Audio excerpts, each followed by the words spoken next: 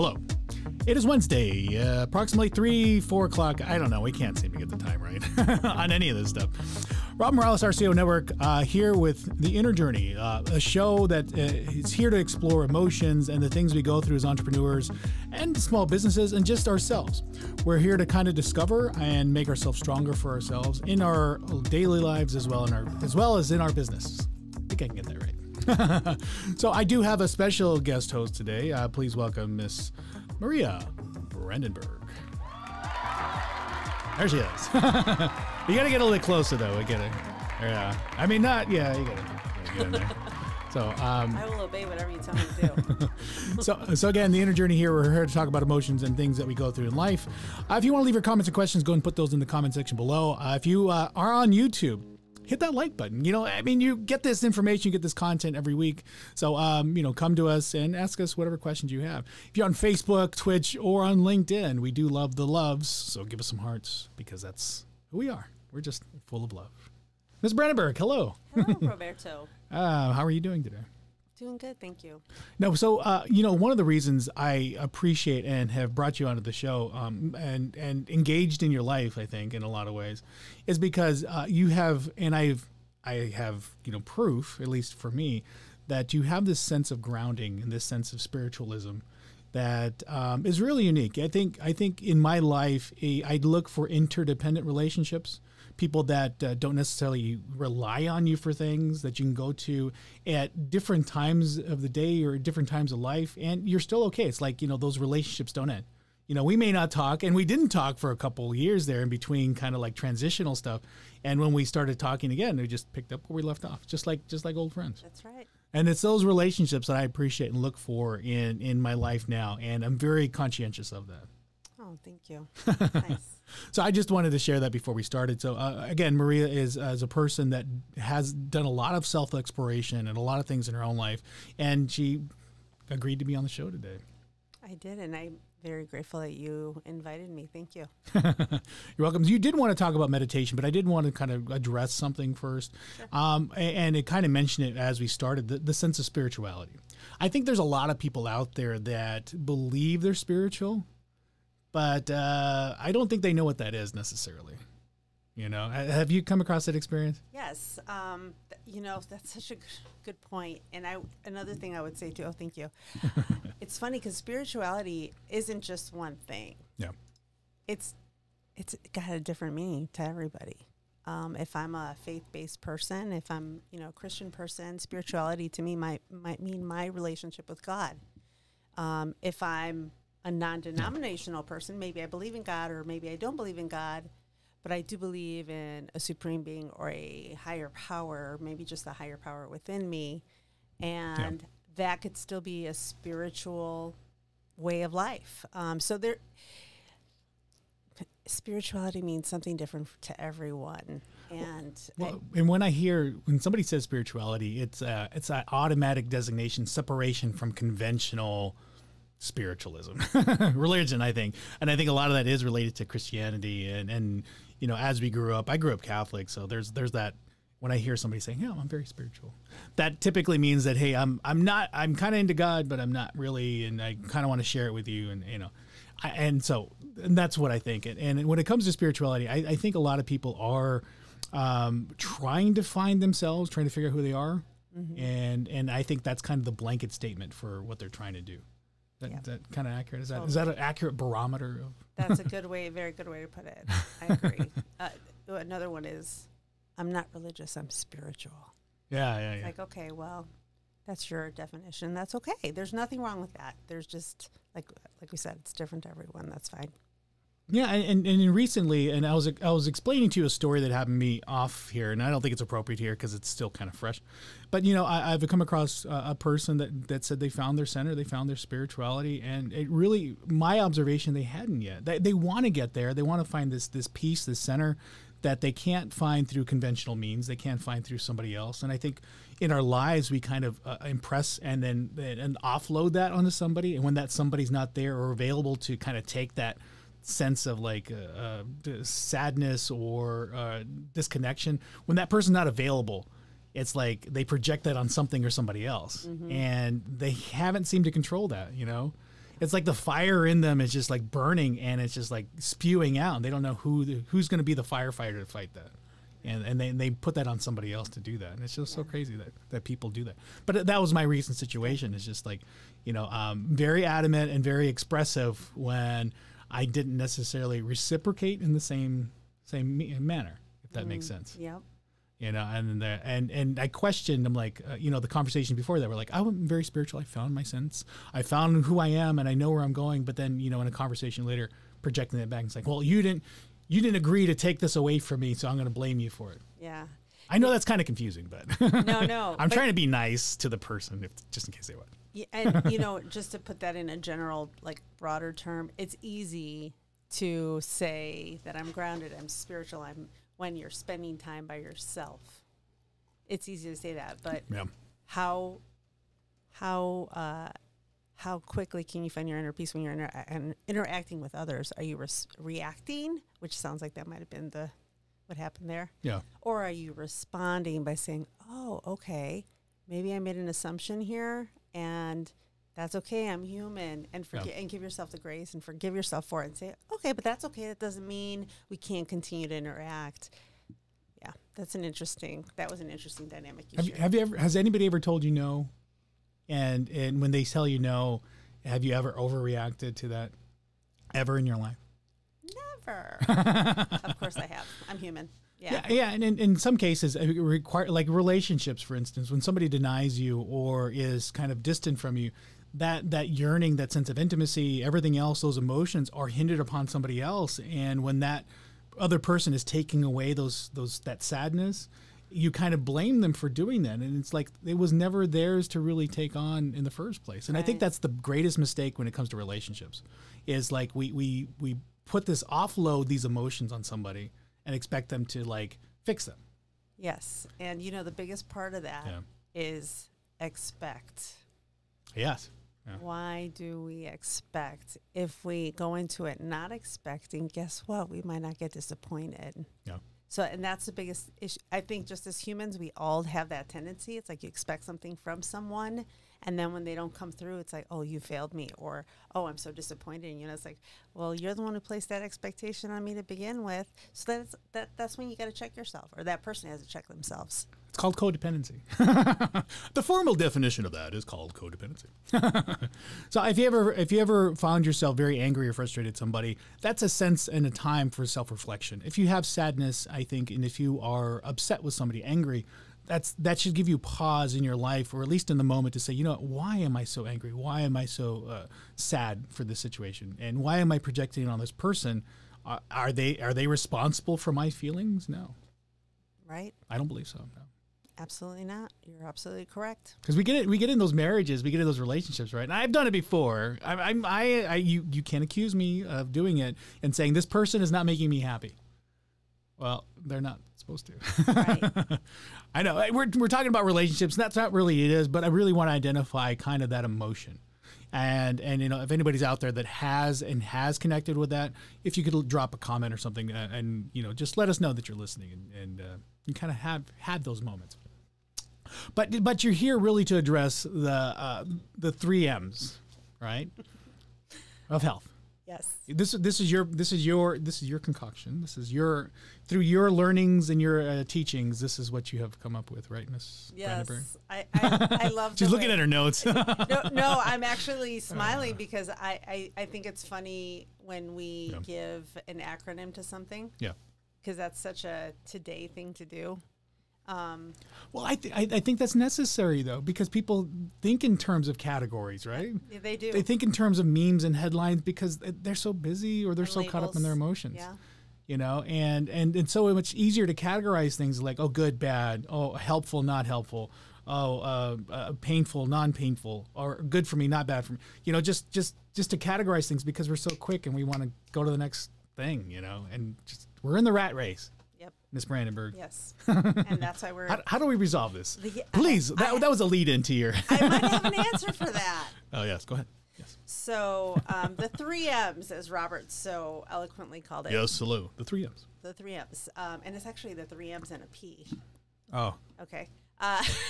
Well, with more water, I will have to do that myself. I'm throwing her off. So that's okay. Are you nervous today, by chance? No, I mean, just really. thousands of 2 people are watching you. Oh, are they really that many people? Who knows? Okay, so but anyway, so good. I'm sorry. I digress. Oh, that's okay. It's okay.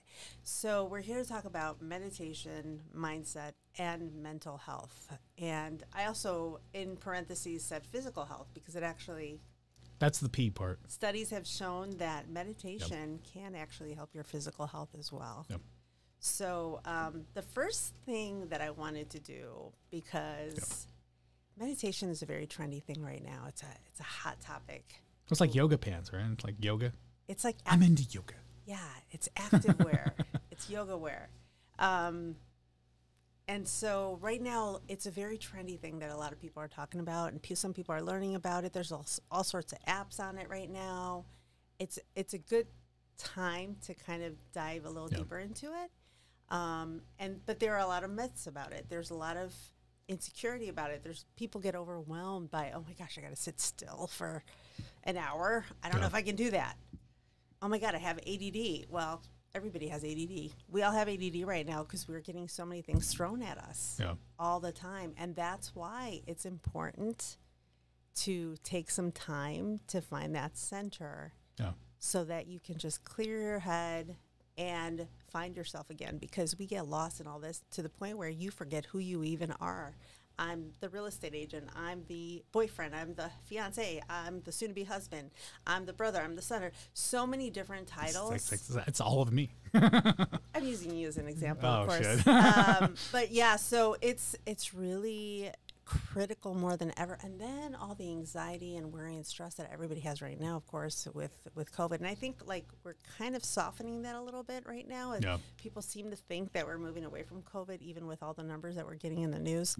But what meditation does for that is it just helps you slow down, breathe, check yourself, and remind yourself, okay, really, why am I so stressed out? Why am I so worried? Why am I so overwhelmed? Why am I reacting? Yeah. How can I respond differently? Well, is there different types of meditation? Because I think the narrative is like, yes, we do need to meditate.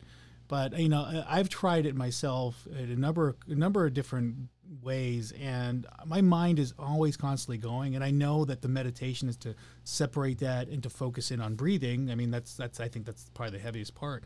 And to really think as you're breathing about your life, because that's your life force, the air, the flow, the lungs and everything. But my mind is constantly going. So I find other ways to do that, to separate. I play music, I write in other ways, but I don't do the sense of formal meditation. Is there a certain technique or something? There's several different techniques. Which is your go-to, I guess? There's mindful meditation. There's gratitude meditation. There is a yoga meditation. I mean, yoga can be used as a meditation practice. So take out your yoga pants. Take out your yoga pants. For your selfie on Facebook.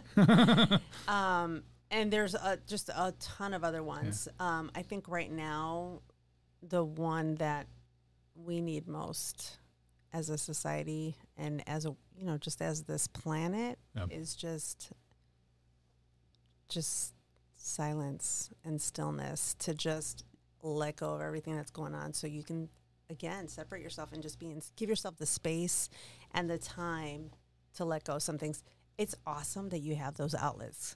Not everybody does. I couldn't sing to save my life. I think I don't think I'm a good singer at all. We've talked about that before. I don't think I'm that good, but I connect to it that way. Right, you connect with it, and you write beautiful lyrics. I mean, I've in poems. I've read your poetry. I've read your music. I've heard you play. I've seen your videos. You're really good at that outlet. Thank you. You're welcome. But not everybody is. So it's like everybody needs to find some kind of outlet.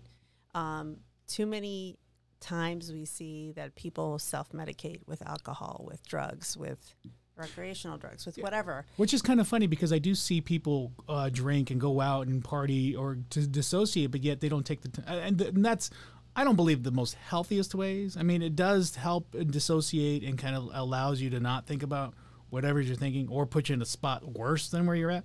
whatever your opinion about alcohol is. Yeah. But, you know, taking the time to do stuff like that and not take the time to actually do the physical meditation or the meditative part of that, Right. you know, it's just kind of crazy why you know, people complain they don't have enough time. Right. Yep. So, but as far as like again, meditation, what is your go-to? What is the one you lean on, I guess, heavily or more? Mine's a mindful meditation. So, Mindful. so I'll sit down and plan on anywhere from 15 to 30 minutes of meditation. And there are people who can go longer. I mean, some of the greats like Deepak Chopra, you know, he does 2 to 3 hours of meditation every morning. Joe Dispenza is another great meditation. He's a doctor. He's a chiropractic by trade. But he's written several books, including Break the Habit of Being Yourself, and several other really good books. And his prescription is meditation. He's like, find the time to meditate. And he talks about a lot of really good things that, like, kind of side things to do too. But at the end of it all, meditation is what his practice is based around. So is that something like you should schedule? I mean, is that something you should put in your daily routine? I mean, again, just what do you do as far as like you getting ready for meditation? What are your the physical things that you do? So I find for myself that the best time to do it is first thing in the morning. Right after sleep? Right after I wake up, yes. Yeah. So because that's when you're in the theta state, mind state. So that's when your brain waves are really still dreamy. You're still getting out of it. Yeah. So when you sit down and meditate in that moment, it's easier to get yourself into that meditative state where you're not bombarded by the overwhelm of the day. And your thoughts might be a little, you're easing into your thoughts. You're not already in your thoughts. Yeah. So, and I spend about, like I said, 15 to 30 minutes every morning. And I will do different meditations. I'll do a gratitude meditation. I'll do an I am meditation. Sometimes I'll just breathe. Sometimes I'm like, I just don't want to think right now. I just want to be able to breathe in and breathe out. And since we're here now, I'll tell you that I will breathe in maybe 4 to 5 seconds, and then I'll breathe out like 6 to 7 seconds. So I try to breathe out longer. Yeah. It's just a much more effective practice for me. So is that really the technique? So you wake up in the morning. I'm guessing you don't necessarily need a yoga mat or really anything. You just need a kind of a space, you know. And there's no yoga gear. There's no preparation really, right? You can just go right into your PJs. I don't have to wear the yoga pants or the active wear. I can just go in my PJs. Or, I mean, if I'm going to work out a little later, I might change into my running clothes or whatever, because I'm a runner too. And I'll sit down. And I usually sit down cross-legged, but that's not necessary. You can actually sit on a chair and meditate. Yeah. You can meditate laying down. If I wake up every morning at 5:30, I just do. I don't set an alarm. I just do. I wake up at 5:30. But if I'm tired, I might say, I want to lay down. I want to get up, but I want to lay down again. And so by laying down, if I'm like on a mat, just because I have hard floors throughout my house, if I have like maybe a yoga mat or even just like a nice towel, whatever, it's lengthening my spine. It's aligning my body. So already I'm in a better state than if I'm standing up, walking around, slouching over. So it just puts me in a really good, healthy position. But you can do any of those. You don't have to be sitting cross-legged. Yeah. You could be laying down. You could be sitting up. You can even sit in a chair with your feet on the floor. There's what's called heart coherence meditation, and I'm getting a little deeper than I really plan on getting today. But it's recommended when you do a heart coherence. What you're trying to do is you bring your energy into your heart center, and one recommended way to do it is to put your palms like this, and by doing that, the energy is flowing into your heart. There we go. I got that. Oh, thank you. So this is something that you can practice, I guess, at home, right? And what I want to highlight is that we're trying to get away from the portrayal of meditation versus the actual real part of what meditation is, because there's so much in our society that again, getting away from those people that say they're spiritual, and not just doing it for photo on Facebook, like, you know, and we see that a lot. I see that a lot. It's like, hey, I'm meditating today. Look, I got my yoga gear on. I'm in. If you're truly invested in meditating, it has nothing to do with the portrayal or the show or Facebook or any of that. Like, you're really trying to ground yourself and find an inner peace within yourself to allow yourself. And I want to say that meditation and other forms of meditation do allow for that sense of creativity to wander a little bit more. You know, we get so caught up in the nuance and the logistics of the day that we don't really take the time to find our creative self. And we need to separate and have a space for that creativity to kind of manifest. And one way is to clear the mind and through meditation. You know, and I do it in other forms. I don't necessarily do the conventional part, but you're saying, you know, wake up in the morning, put yourself in that spot. And I do like mornings too. I will say that the morning is a very unique time. You're not caught up in the day, because I think once you start getting going, your wheel just keeps turning, and it just doesn't stop until you come to a crash at the end of the day. And I think that's most people. Which is another good time to do meditation, after the crash at the end of the day. which we could talk about too. Yep. You know, and I think a lot of people out there just don't even really give themselves the time to do that. But, you know, for me, like before I start, I like doing everything in the morning. And I find myself doing a lot more for myself in the morning before Violet gets up, before I don't even watch TV before, you know, because I'll get on YouTube and watch some of the finance shows and some of the other things. But as those things start turning, it's like you can't turn them off, you know, because then you start watching the YouTube channel, and then you click over to the email, and then all of a sudden you're starting to read all the emails and then all of a sudden it goes, and you lose through the day, or you get a phone call at 8 o'clock. Sometimes I get phone calls at 6, which is weird. But, you know, as you get going, you know, kind of lose that sense of where you need to be, you know, and be that and find that center for yourself. But you do wake up in the morning, and then and this part of it was for what reason? This is the heart coherence. So this is to connect to your heart. Okay. Because there's brain heart coherence where we are so, every single day we're in our brain, we're in our head. It's the monkey mind, they call it, where your mind is controlling you instead of you controlling your mind. So essentially, sitting down doing meditation is your opportunity to control the mind by letting that all go and breathing. So by doing this, you're connecting. You're kind of disconnecting from your brain, or you're connecting your heart with your brain, so that your brain doesn't take over, so that your heart is the one that's thinking. Because I think for majority of people out there, they need that kind of sense of tangible aspects of what they're trying to do. You know, because it's hard to think of meditating without having some sort of, you know, tangible aspect to it. Absolutely. So I think even using your palms kind of gives you that sense of like, hey, I'm right here. That reflection of like, hey, I can't see myself physically without a mirror, so I'm gonna find myself in my palms, in my center right here, because I need to focus. And that's the hard part I have in meditation. Meditating is finding that center of focus. And I've tried really hard just focusing on my breathing. But then my thoughts tend to override, and then I'm like, okay, so I definitely need the tangibility of it. So that's where music for me benefits me, because I can use my hands and get lost in the music and feel that connection with just something outside of myself. So is there any other techniques that because you said the breathing part of that too is important? Yes, the breathing part is really important. Bring that oxygen in, and you know, you said tangible. There's another thing that I actually didn't even think to talk about today, but there's science behind it. There's a lot of great information online in books about the science behind meditation. So I think for a lot of people too, they have a hard time wrapping their head around the woo-woo part of it. Yeah. The voodoo woo-woo, and which it's not. There is method to this madness. There is a lot of science, a lot of data that you can find online about the benefits to meditation. Doctors are encouraging people to do them. A medical doctor may not necessarily be the person to guide somebody to do it, but they might tell them, hey, do some research, go figure out how to do it, but do it because you need it. So there's definitely, that makes it a little bit more tangible, more real to people. But anyway, to answer your question about what other methods, another one is sitting down. If you're sitting down cross-legged, is to have your hands in the receive position.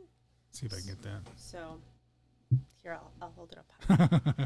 So what does this necessarily represent? So this is me and being open Actually, and I'll ready do to this. receive. I'm receiving. I'm receiving from the universe. I'm receiving from our Creator. I'm receiving from whomever I feel like receiving from right now. But it's basically saying I'm open, and I'm opening my heart, and I'm receiving. Where again, this is card.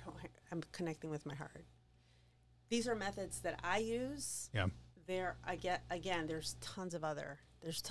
And Thich Nhat Hanh, who is a Vietnamese spiritual leader. He's worked with Oprah Winfrey. He's worked with President Obama. He's done a lot of great work. He actually does a walking meditation.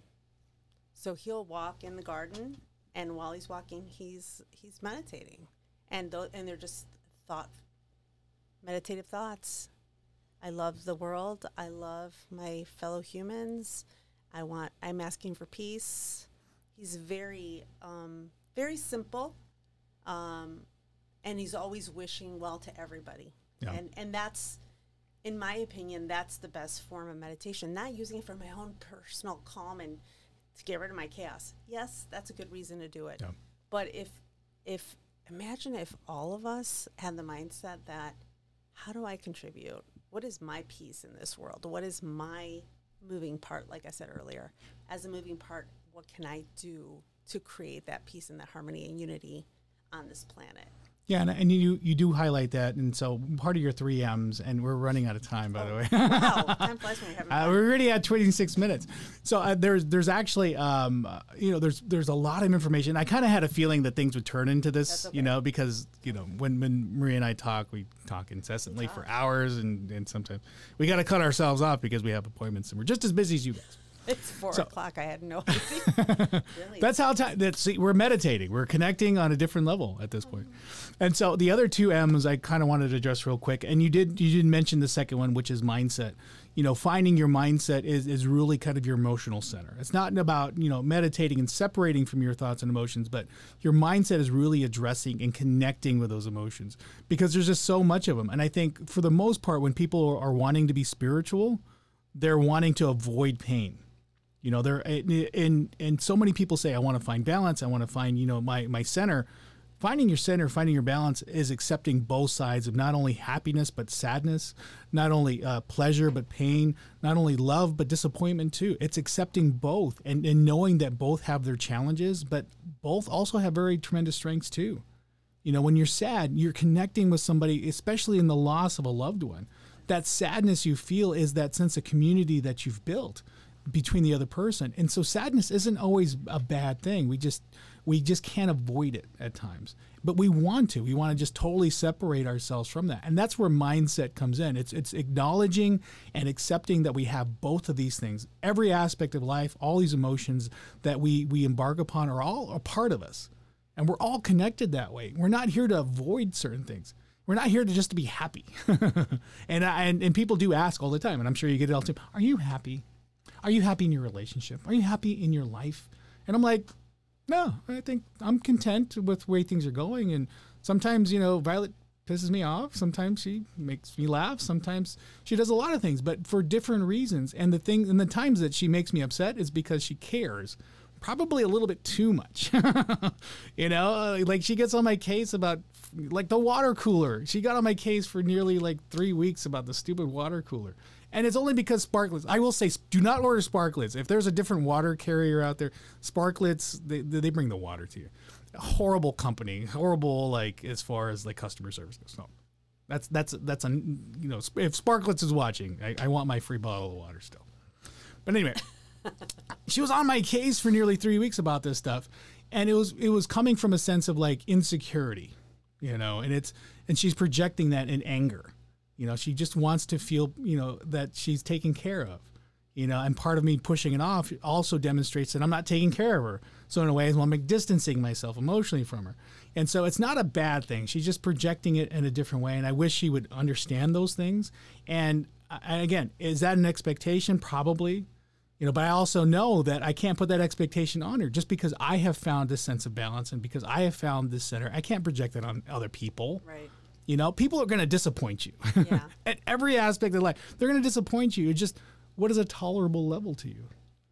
You know what? You know, people are gonna, because we're ego driven, because we're biologically engineered to survive, which means we're selfish in our acquisitions, we're selfish in our feelings, and we only want things for us. You know, and when we have somebody in our lives, it's because they help us ourselves, not because we're really helping them. And when you understand those things, you can change your mindset tremendously.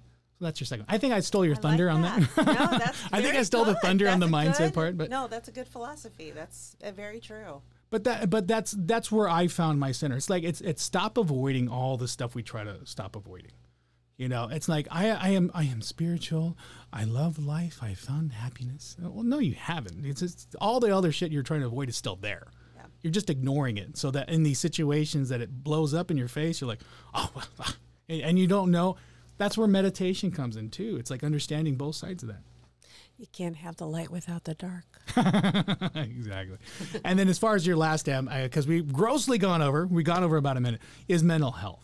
Mm-hmm. You know, is there anything in particular you want to mention about mental health in that? Yeah, I think I already kind of mentioned it. It definitely helps relieve anxiety, stress, depression, so blood pressure, which is not mental health; it's more physical health. But you don't see it, so it's kind of like, yeah. So it definitely helps with mental health. I mean, you know, it's unfortunate that our society places so much emphasis on prescription drugs, Prozac and Ambien to sleep and all the stuff that there is out there, when if we had more teachers or guides on meditation, spiritual guides on meditation, who actually was the prescription instead of the, what a different world we would be. It would be very, very soothing and just therapeutic to people. Yeah, there's a tremendous physiological component to our lives. You know, our mind-body connection, what we eat, and how we treat our body, and how it affects our mind, and where we're at. I mean, this mindfulness helps our emotional state, and it also affects our body. Mm-hmm. You know, it wasn't until I really addressed my own issues and emotions that I lost, you know, well into 90 pounds, because I was 320 pounds. You know, I don't know if I told you this, but Ozzy went through the same thing. He dropped 70 pounds in a year, and it was because of yoga. And again, yoga, a component of yoga is there is meditation in it. You are actually breathing and letting a lot of that go. But he went through the same thing too, and he even still says today, though I was able to do that as a result of that physical activity as well, some you know, mindful stuff. I still am finding myself. I still feel like I'm that same guy that had those extra 70 pounds. Oh yeah. That's still in my mind too. Yeah. So all the time. Yeah. So it's funny. Yeah, and I do have those moments where I don't feel adequate, where I feel like shit. I'm not the hottest guy in the world, you know, and I want to be. I'm at the gym all the time, and I see really, you know, buff guy. You know, I am confident in myself that I could look at another man and be like, oh wow, that guy's really good looking. But with that said, what did we learn today, Miss Brandenburg? Because we're at the end of a show today. What did you reflect upon, and what hit you today? You know, one of the things that that I believe about meditation is that there doesn't need to be a whole lot of effort into it. And I had a kind of an outline on it. I was trying to keep it structured for Robert because I know he likes structure, but a little bit. But that's okay. But well, timing too, kind of. But it definitely helps to let go of all that try, and all that effort, and all that just trying too hard, and you learn from doing it more and more, and just researching it a little bit, and educating yourself on it, that when you don't put so much effort into things, they just happen the way they're supposed to. They happen naturally. And it's hard for us to allow things to flow. Yeah. But we're like water. And that's another thing. Think about that. We're over 90% water. So why wouldn't we? Flow like water. Flow like water. Yeah, and I will say the biggest benefit is making a decision in your life. So so many people and so much emotion is tied into not making a decision. And I think once you decide on something, or decide on relationships, decide on a situation, decide on a job, career, passion, whatever it is that you're kind of wavering in, you'll start feeling better once you make that decision. So with that said, today, Miss. There was one other thing. Oh, shit. Can we show? That was the beginning of my end. We show we got to show this one thing.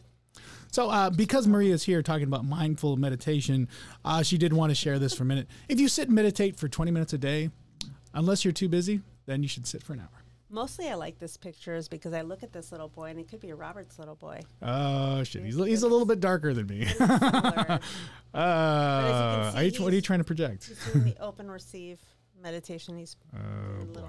Yeah, so cute. Don't put anything out there. I don't know. It could be. I've gone to foreign countries. It could be my son. So if you are too busy, you might need more than 20 minutes. Oh, yes. So anyway, we did want to share that. So again, I really appreciate Maria, and there's just so much to talk about regarding meditation and the things that we get into. Can't always do it in the 30-minute show, but we try. We try to bring it down and bring it to you. If you have any comments or questions, please drop those in the comments section. We'll get back to them next week. Thank you, Miss Brandenburg.